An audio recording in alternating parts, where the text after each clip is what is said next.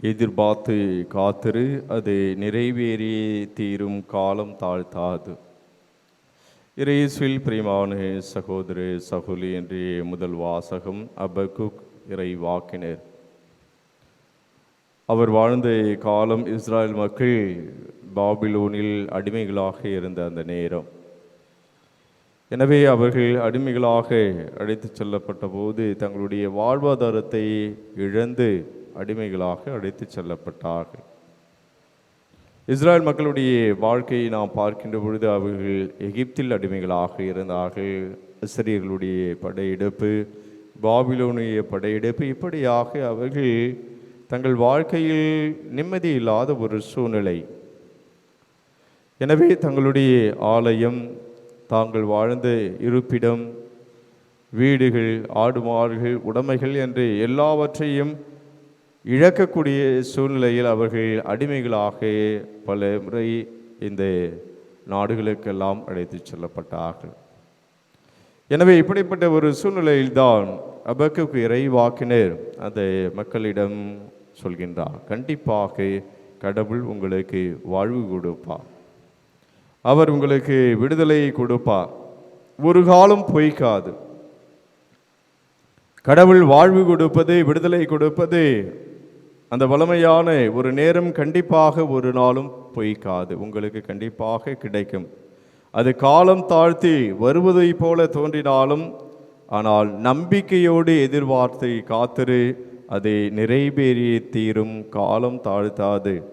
எனவே நம்பாதவரோ உள்ளத்தில் நேர்மையற்றவராயிருப்பார். நேர்மையுடையோர் எப்பொழுதுமே கடவுளை நம்பி வாழ்வார்கள். பிரியமான சகோதர சகோதரர்களே, இன்றைய நற்செய்தி வாசகத்தில் கூட ஆண்டவர் இயேசு கிறிஸ்து விசுவாசத்தை பற்றி, நம்பிக்கையை பற்றி கூறுவதை நாம் வாசிக்க கேட்டோம். எனவே இயேசுவின் மீது நம்பிக்கை கொண்டு நாம் வாழ்கின்ற பொழுது கண்டிப்பாக நம் வாழ்க்கையில் அற்புதங்கள், அதிசயங்கள் நடக்கும். லூர்தனை தேடி நாம் இன்று வந்திருக்கின்றோம். அநேக பக்தர்கள் வந்திருக்கின்றீர்கள். எனவே ஒவ்வொரு நாளும் பங்கு மக்கள் இந்த ஆலயத்தில், திருத்தலத்தில் நாம் இந்த கல்வாரி பலியில் பங்கெடுத்து நம்பிக்கையோடு விசுவாசத்தோடு இறைவார்த்தையை நாம் கேட்கின்றோம், நற்கருணையை நாம் பெற்றுக்கொள்கின்றோம். எனவே அந்த லூர்து அன்னை, அந்த அன்னையை தேடி வரக்கூடிய அனைத்து பக்தர்களுக்கும் எப்பொழுதும் கைவிடாத அன்னையாக இருக்கின்றார். எனவே அந்த தாயிடம் நமது நம்பிக்கையோடு நாம் நமது விண்ணப்பங்களை சமர்ப்பிக்கின்ற பொழுது அந்த தாயின் மீது வைத்திருக்கின்ற அசைக்க முடியாத விசுவாசத்தினால், நம்பிக்கையினால் தம் திருமகனிடம் பரிது பேசி நமக்கு தேவையான எல்லா ஆசீர்வாதத்தையும் பெற்றுக்கொள்கின்றார்கள். எனவே நாம் வருகின்ற பொழுது ஏதோ சுற்றுலா செல்வதை போல இந்த இடத்திற்கு வந்தோம் என்று சொன்னால் கண்டிப்பாக அன்னை செயல்பட முடியாது.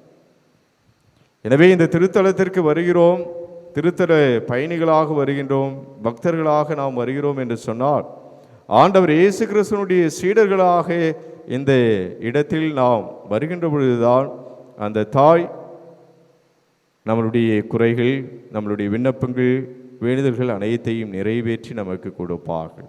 எனவே நம்பிக்கையோடு விசுவாசத்தோடு அன்னையின் வழியாக இயேசுவிடம் நாம் அணுகுவோம். நாம் வைத்திருக்கின்ற விசுவாசத்தின் அடிப்படையில் அற்புதங்களை, அதிசயங்களை திருத்தல அன்னை லூர்து அன்னையின் வழியாக நமக்கு நிறைவாக செய்வார். ஆம்.